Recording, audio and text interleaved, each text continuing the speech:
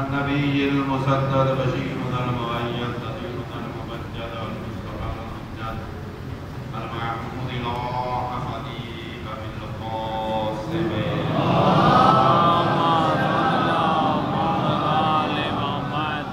وعلى أهل بيته الطيبين الطاهرين المعصومين المسلمين ولعنة الله على أعدائه أجمعين. أما بعد فقد قال الله في كتابه المجيد بسم الله الرحمن الرحيم كتب عليكم الصيام كما كتب على الذين من قبلكم لعلكم تتقون. عزیزان محترم، دوستان عزیزوں، برادران ایمانیوں، بزرگان ملت، ابتدا حمد و ثنا ہے مالک کائنات پروردگار عالم کی، جس کی عطا کردہ توفیق کی بنا پر آج ہم اس کی بارگاہ میں سجدہ کرنے کے لیے موجود ہیں۔ عجیب طریقے کے ادوار ہمارے سروں سے گزرے جن کے ہم اس ذات گواہ ہیں، مگر پھر بھی پروردگار عالم نے ہمیں جینے کی توفیق عطا کر رکھی ہے۔ لہذا دور بدل رہا ہے، حالات بدل رہے ہیں، ہر طریقے سے اضطرابی حالات دن بدن بڑھتے جا رہے ہیں، مگر ہماری زندگی اپنی جگہ کے اوپر موجود ہے۔ لہذا شکر پروردگار کرو کہ اس نے ہم کو ان حالات میں بھی جیسا بھی ہو مگر پھر بھی جینے کا اور جینے کا حق ادا کر رکھا۔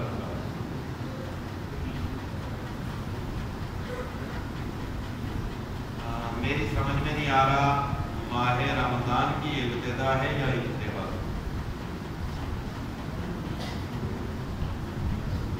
اللہ کے مہینے کو لینے کوئی نہیں آیا، رخصت کرنے کے لیے سب آ گئے۔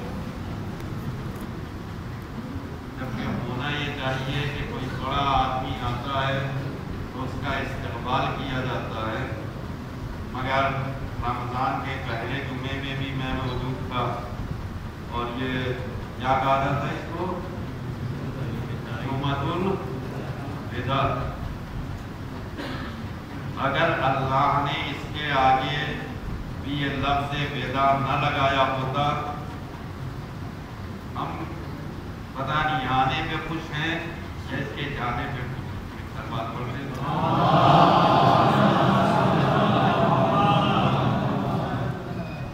بہرحال مجھے نہیں معلوم، مگر اتنا ضرور جانتا ہوں کہ ماہ مبارک رمضان آپ استقبال کریں یا نہ کریں، آپ اس کے لیے اہتمام کریں یا نہ کریں، مگر یہ مہینہ آپ کے لیے اہتمام کرتا ہے، یہ مہینہ آپ کے اوپر کرم کرتا ہے، یہ مہینہ آپ کے لیے باعث رحمت بنا رہتا ہے۔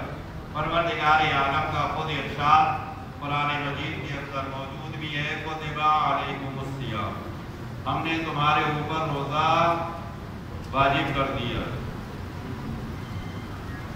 پروردگار کیا ضرورت تھی روزہ رکھوانے کی؟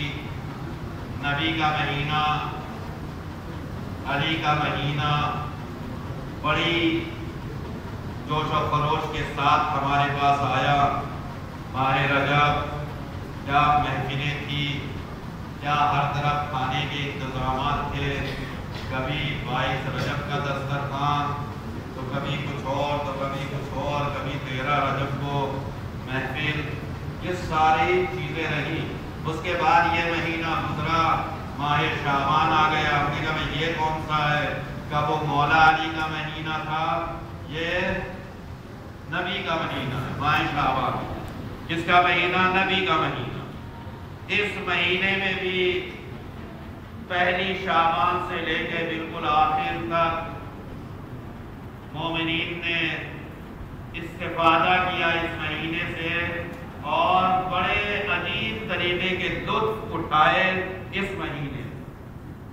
تو اللہ مولائے کائنات کے مہینے نے بھی کھلایا، نبی کے مہینے نے بھی کھلوایا۔ اللہ کا مہینہ آیا تو منہ پہ لگام لگا دی۔ ہم نے کہا کیا پروردگار، تیرے بندے تو جب کے کھلاتے ہیں تو خود ہی دسترخوان سمٹوا لیا تو نے، ہر آدمی سے بول دیا اے خبردار کھاؤ گے نہیں، روزہ رکھو۔ کیا ہوا پروردگار؟ اس نے کہا تم نہیں جانتے، ہم نے جو یہ روزہ رکھا ہے لعلکم تتقون۔ ایک صلوات اور پڑھو۔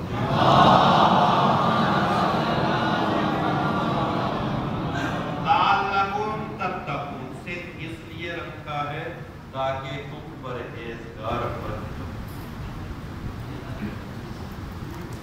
اور شاید اسی کی ایک علامت ہے جو اس وقت آپ کے سامنے ہے۔ آپ ماہ رجب میں اس طریقے سے اللہ کے لیے نہیں آئے، ماہ شعبان میں اس طریقے سے نہیں آئے، مگر ماہ مبارک رمضان جیسے ہی شروع ہوا، خانہ خدا میں اللہ کے چاہنے والوں کا اجتماع بنا۔ بہرحال شکر ہے اس پروردگار کا جس نے آہستہ آہستہ پرامن انداز میں ہم سے ماہ مبارک رمضان میں ہم سے اس بہترین مہینے میں اپنی اطاعت و عبادت بھی لی، اور امن و سکون کے ساتھ یہ مہینہ لگ بھگ گزر گیا۔ اب جو باقی رہ گیا ہے، کوشش کرو کہ یہ 2-3 دن بڑے باخیز دن ہیں، اگر کسی بھی طریقے سے امکان پایا جاتا ہے تو ان سے مستفیض ہونے کی کوشش کریں۔ برکتوں، رحمتوں اور فضیلتوں کو لیے ہوئے آئے ہیں یہ ایام جو باقی رہ گئے، لہذا ان سے کوشش کریں کہ اپنے آپے کو بھی اللہ سے بخشوائیں، اور آپ کی اپنی بخشش کے ساتھ ساتھ کوشش کریں کہ پروردگار عالم آپ کے والدین کو، اس لیے کہ اگر کوئی نبی کا فرمان ہے، میں خالی جملہ ادا کروں گا، نبی کا فرمان ہے کہ نبی نے ارشاد فرمایا وائے اور تف ہے ایسے آدمی کے اوپر کہ ماہ رمضان گزر جائے اور وہ اپنے آپ کو اللہ سے قریب نہ کر سکے۔ ماہ مبارک رمضان آئے اور اپنے آپ کو بخشوانے کے لائق نہ بنا سکے، اپنے آپ کو اللہ سے قریب نہ کر سکے۔ اس مسئلے پہ اتنا ہے۔ ایک اور مسئلہ آپ کی خدمت میں ابھی عرض کرنا باقی ہے۔ جو لوگ پیچھے کھڑے ہیں، اوپر بھی جگہ ہے اور سائڈوں میں بھی جگہ ہے، بندہ بھائی سے گزارش ہے کہ آپ اوپر چلے جائیں گے تاکہ متوسط ہونے میں کوئی فرق نہ پڑے۔ ایک اور سے بات پڑھنے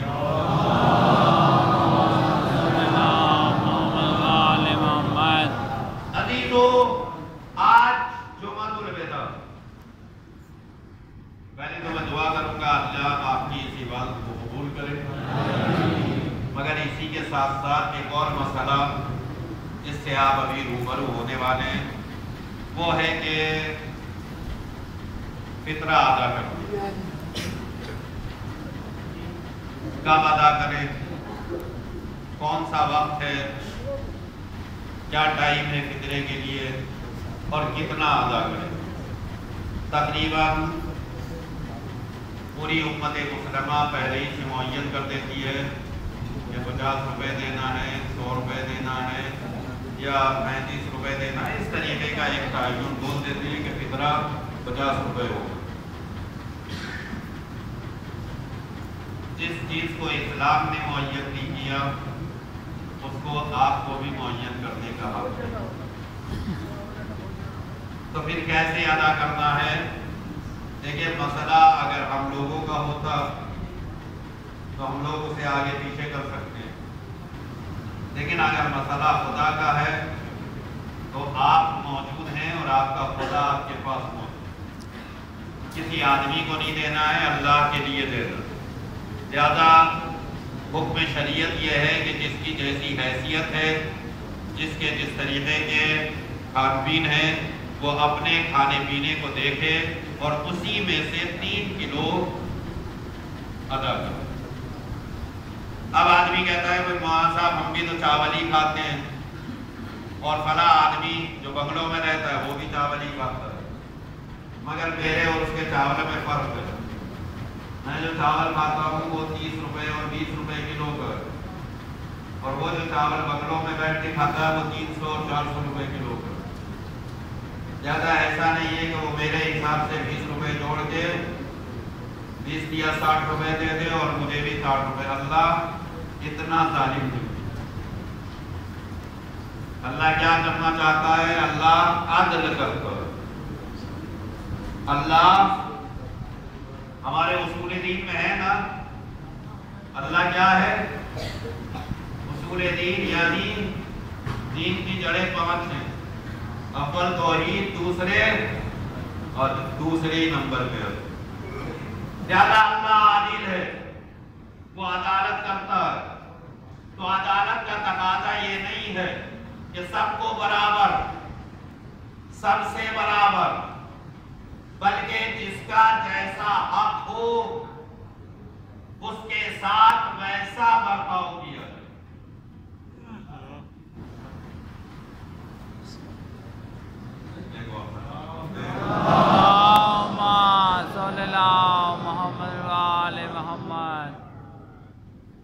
لہذا عدالت کا تقاضا یہ ہے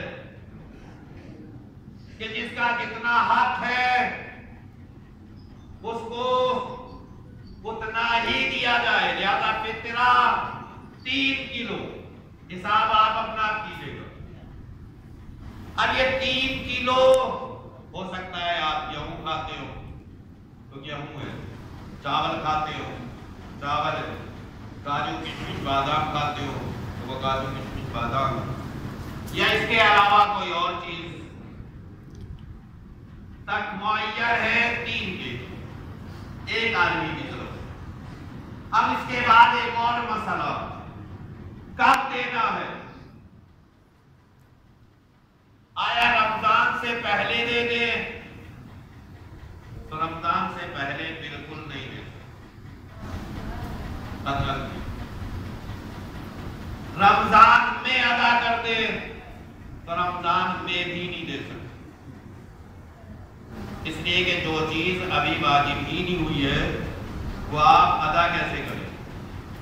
تو پھر نماز جمعہ جو ہے صبح میں آ کے ادا کرنی ہوتی. تو آپ کہیں گے موسم ٹائم ہی نہیں ہوا ہے تو کیسے ادا کریں؟ جیسا کہ ابھی یہ جو دور گزرا ہے ہولی اور جمعہ ایک دن تھا, تو الہ آباد کے ایک مفتی صاحب کا فتویٰ آیا تھا, چونکہ ہولی اور جمعہ ایک ساتھ آ گیا ہے, لہذا اس بار جو ہے مسلمانوں کو ایک کام کرنا چاہیے. ان کا اپنا فتویٰ تھا کہ چونکہ ہولی بھی جمعے کے دن ہے اور جمعہ بھی, نماز جمعہ جمعے کو ادا کی جاتی ہے, لہذا مسلمان اپنے سنیچر کو جمعہ پڑھتے ہیں.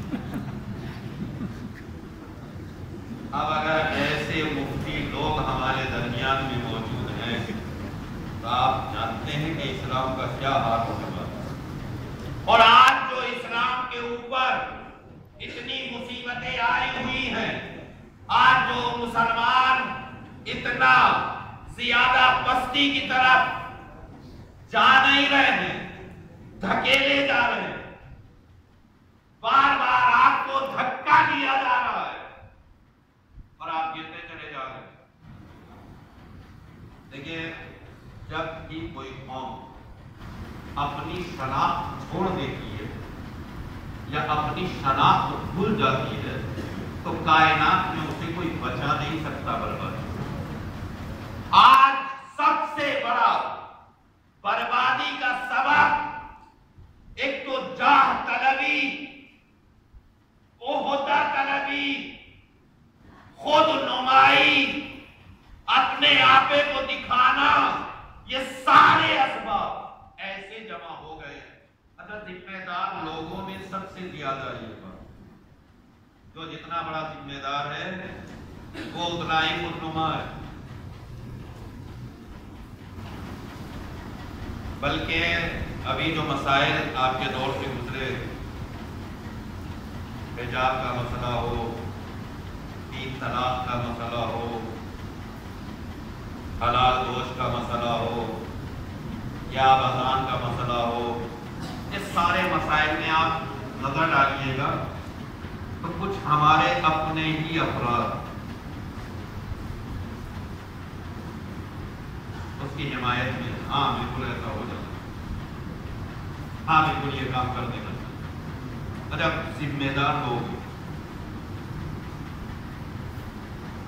جنہیں خود اپنی شناخت ہی نہیں پسند ہے، ایک مسئلہ بس تھوڑا سا ادا کروں، ٹھیک ہے، شناخت اتنی اہم ہے۔ دنیا کی ابتدا کب ہوئی؟ پہلا کون آیا تھا دنیا میں آدمی؟ جناب آدم۔ جناب آدم کے لیے اللہ نے حوا بھی بنائی اور یہ دونوں کے دونوں زمین پہ آ گئے۔ ان کے کتنے بیٹے تھے؟ دو، ایک کا نام حابیل اور ایک کا نام قابیل۔ سچ بتائیے، قابیل نے حابیل کو کیوں مارا؟ کیا وجہ ہے، کیا سبب ہے کہ قابیل نے حابیل کو قتل کر ڈالا؟ آپ وجہ پڑھیے گا جا کے تو آپ کو ملے گا، چونکہ جناب آدم راغب تھے حابیل کی طرف، قابیل دیکھ رہا تھا کہ حابیل کی شناخت بن رہی ہے اور میں نا شناختہ رہ جا رہا ہوں۔ اسی چیز نے حابیل کا قتل قابیل کے ذریعے کیا۔ ہر آدمی اپنی شناخت کو بچانے کے لیے اپنے آپے کو شناختہ بنانے کے لیے اس طریقے کے حالات پیدا کرتا ہے۔ آج آپ کے درمیان میں جو یہ حالات بنے ہوئے ہیں، وہ لوگ مذہب کے خیر خواہ نہیں ہیں، انہیں مذہب سے کوئی مطلب نہیں ہے۔ ایسا نہیں ہے کہ وہ اگر کرسی پہ اٹھ کے جاتے ہیں تو پہلے سیدھا مثلا مندر میں جاتے ہیں اور پہلے دیوی ماں کے آگے جو ہے ماتھا ٹیکتے ہو۔ انہیں کبھی ماتھا ٹیکنے کا نہ خیال ہے اور نہ وہ کبھی ماتھا ٹیکتے ہیں۔ انہیں خیال ایک ہی رہتا ہے، میری کرسی غائب نہ ہو جائے، میری کرسی چھن نہ جائے۔ اسے بچانے کے لیے جو بھی راستہ انہیں اختیار کرنا پڑے وہ اختیار کرتے نہیں آتا۔ ابھی ایک اور نیا مسئلہ چھیڑا جا رہا ہے، وہ ہے یہ شناخت والا مسئلہ، سول کوڈ۔ ہوشیار رہیے، میں یہ بالکل گارنٹیڈ بول رہا ہوں، کسی بھی مسلمان کا کوئی کچھ بگاڑ نہیں سکتا صرف یہ کہ مسلمان اپنے آپے کو بگاڑنے میں تل جائے، اور آج وہ یہی رہا ہے، مسلمان خود کو بگاڑ رہے ہیں، مسلمان کا کوئی کچھ نہیں بگاڑ رہا۔ جب اسلام بے انتہا نازک تھا، کائنات کی کفر کی سب سے بڑی طاقتیں اسلام کو نہیں دبا سکی، تو آج اسلام طاقتور ہے، باقی ساری حکومتیں ان کے پاس اتنی طاقت نہیں۔ لیکن اگر اسلام کبھی بے حال ہوگا، اسوہ حال ہوگا، تو صرف اور صرف مسلمانوں کی وجہ سے۔ ایک اور بات پڑھ گئے،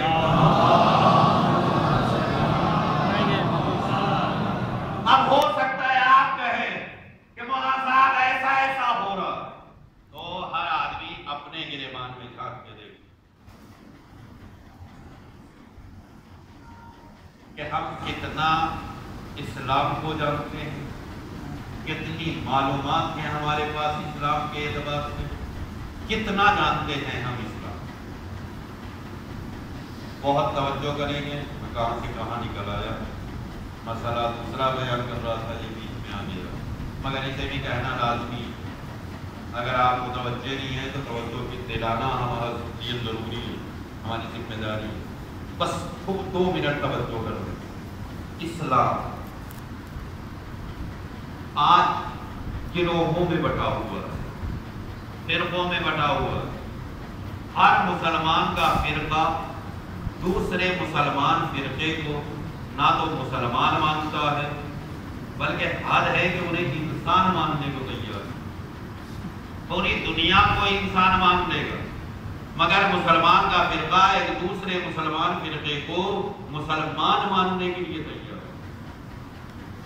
حسن بتائیے خطا کس؟ خطا ہماری اپنی، اور ہم اپنے آپے کو خطاوار ماننے کو تیار ہیں۔ پیغمبر اسلام حضرت محمد مصطفیٰ صلی اللہ علیہ وسلم کا فرمانے گرامی ہے، نبی نے ارشاد فرمایا سَتَكُونُ بَعْدِي فِتْنَةٌ، میرے بعد فتنہ سر اٹھائے گا۔ سَتَكُونُ بَعْدِي فتنہ، میرے بعد کیا ہوگا؟ فتنے برپا ہوں۔ یہ فتنے ہو رہے ہیں، یہ وہی فتنے ہیں، اور کوئی فتنہ نہیں۔ یہ جو آج فسادات آ رہے ہیں تو وہی فسادات ہیں، اور کوئی فساد نہیں ہے۔ تو یا رسول اللہ اگر فتنہ ہوگا تو بتا کے جائیے نا کہ ہم اس دور میں کیا کریں گے، ہمارا اس وقت فریضہ کیا ہوگا، ہم اس وقت کون سی چیز کو انجام دیں۔ تو نبی نے کہا سَتَكُونُ بَعْدِي فِتْنَةٌ فَعَلَيْكُمْ فَإِذَا كَانَ كَذَلِكَ، اور جب ایسا ہو کہ فتنے آ جائیں تو تمہارے اوپر لازمی ہوگا علی ابن ابی طالب۔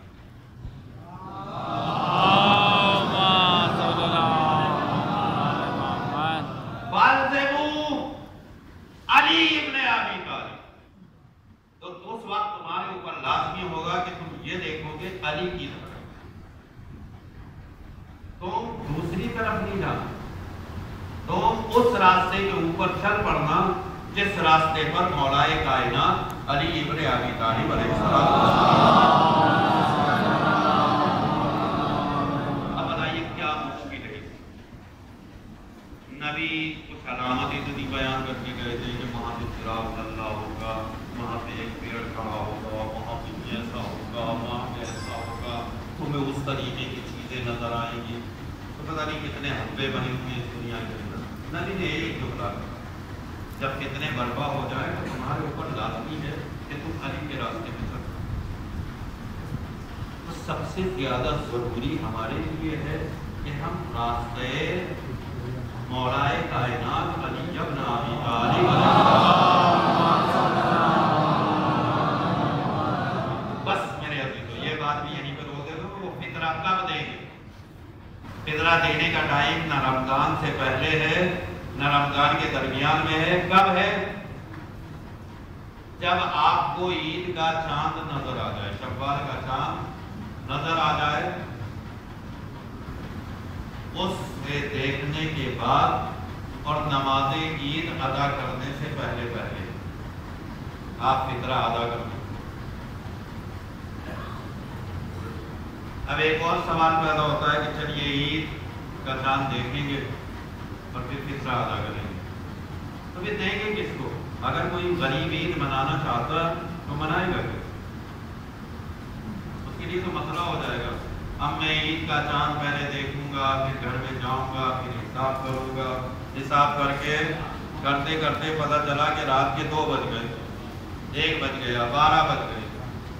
اب میں نے فطرے کی رقم نکالی، اب اس کے بعد ذہن میں تلاش کرنا شروع کیا کسے دینا ہے۔ فرض کیجیے ایک غریب کا تصور میرے ذہن کے اندر آیا، وہ میرے سے 10 کلومیٹر دور ہے، 5 کلومیٹر دور ہے، 2 کلومیٹر دور ہے۔ اب تو آسانی ہے کہ آپ بائک چلا کے 20 منٹ میں 10 منٹ میں پہنچ سکتے ہیں، لیکن اگر وہ زکریا اسٹریٹ میں رہتا ہے تو وہ بائک جو ہے آپ کی 2 گھنٹے میں بھی یہاں نہیں آئے گی۔ تو ایسی صورت میں وہ عید کیسے منائے گا؟ تو اس کا راستہ جو آبائی سیستانی اور خامنہ صاحب کی طرف سے بیان کیا گیا ہے وہ بالکل آسان راستہ ہے کہ آپ وہ پیسہ جو آپ کے پاس فطرے کی رقم ہے جو بن رہی ہے اسے آپ بطور قرض اس کے حوالے کر دیں، اور جب عید کا چاند دیکھیں تو پھر نیت کریں کہ وہ جو قرض فلاں کو دیا ہے وہ فطرے کی رقم ہے۔ ایک سلوات اور پڑھ دیں، اللہم صلی اللہ محمد وآل محمد۔ لہذا وہ فطرے کی رقم ہے، آپ کا فطرہ ادا ہو جائے۔ ایک اور مسئلہ، فرض کیجئے آپ نے مال نکالا، آپ نے کہا بھائی میں تو آٹا دوں گا، آٹا کر دو، اور آٹا نکالا آپ نے 3 kg، دیکھا کہ نماز کا ٹائم ہو گیا، آپ نے جلدی سے کونے میں رکھا اور نکل گئے نماز پڑھنے کے لیے، اور پیچھے سے طوفان آ گیا، بارش ہو گئی، کچھ آٹا طوفان میں اڑ گیا اور کچھ بارش میں بہ گیا، ذمہ دار کون؟ جب تک آپ اس کو مستحق کے حوالے نہیں کریں گے آپ ذمہ دار۔ اب اگر یہ ضائع ہو جاتا ہے، تباہ ہو جاتا ہے، تو آپ کو دوبارہ سے اسے ادا کرنا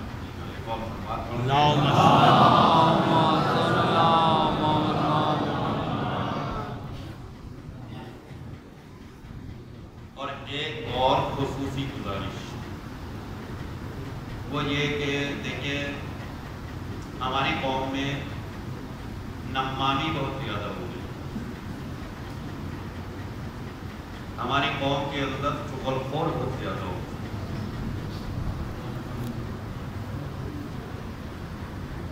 کوئی کسی سے بات نہیں کرتا، سامنے بات کرنے کی ضرورت ہی نہیں ہے کسی نے، کیا ہے آنے کے بعد مقابلے پہ بات کرے، سامنے کھڑا ہو کے بات کرے، بھائی آپ کا مسئلہ ہے، آپ کا مسئلہ، آپ کا مسئلہ مجھے خراب لگ رہا ہے تو آپ کے پاس جاؤں گا، آپ سے جا کے پوچھوں گی ایسے ایسی بات آپ کیا کہتے ہیں، بجائے اس سے نہ پوچھ کے دوسرے کے کان میں پوچھنا۔ قرآن مجید کی آیت بھی پڑھتے ہیں، تمہیں بہت سلوات پڑھنا،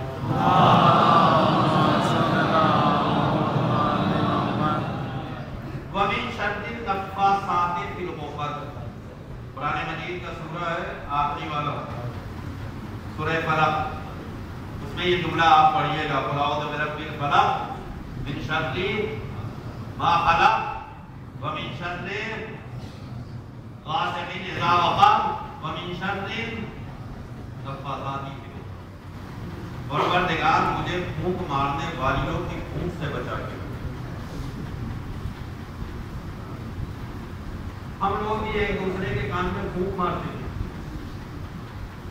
پتہ نہیں اللہ نے والے کہا تھا یا والیاں کہا تھا، سمجھ میں نہیں آ رہا، وہ والیاں آج کے دور میں والے ہو گئے۔ خدا کے لیے سب سے بڑا ہونا آپ کو پتہ بھی نہیں چلتا حبطت اعمالہم، اللہ کب آپ کے عمل کو ختم کر دیتا ہے پتہ نہیں، بلا لا تشعرون، تمہیں سمجھ میں بھی نہیں آئے. زیادہ ایک مسئلہ چغل خوریاں، ایک دوسرے کی غیبت، ایک دوسرے کے بارے میں زبردستی بات کرنا اور مزے لینے کے بات کرنا. ایک بات یاد رکھنا، اگر آپ کی غیبت کے ذریعے سے کسی ایک آدمی کی عزت گئی تو عزت نہیں گئی ہے، اس کا ختم ہو گیا. اس لیے کہ وہ معاشرے میں کیا ہو گیا؟ ختم. اب اگر یہ ختم ہو گیا ہے تو اس کا قاتل کون؟ صرف گلا کاٹنے کا نام قتل تھوڑی. کسی کو معاشرے سے گرا دینا یہ بھی تو قتل ہے. خدا. اور اگر